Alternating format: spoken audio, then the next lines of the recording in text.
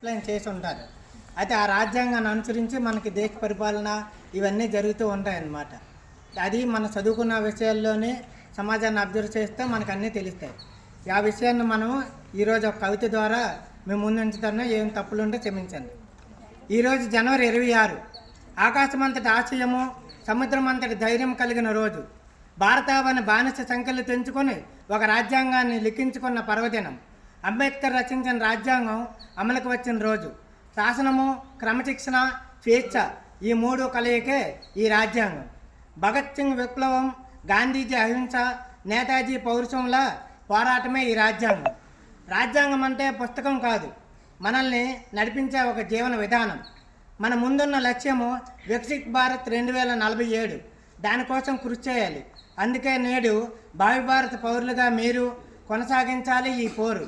అప్పుడే మారుతుంది మన ముందున్న ఊరు. లక్ష్య సాధనలో వెనకడుగు వద్దు, అది పరీక్షలైనా మరేదైనా. నువ్వు సాధిస్తే మాకు ఆనందం ఎంతైనా. నేడు తయారు కావాలి లక్ష్య సాధనకు. పోదాం పదం ముందుకి. గులాబీ స్కూల్. జై హింద్.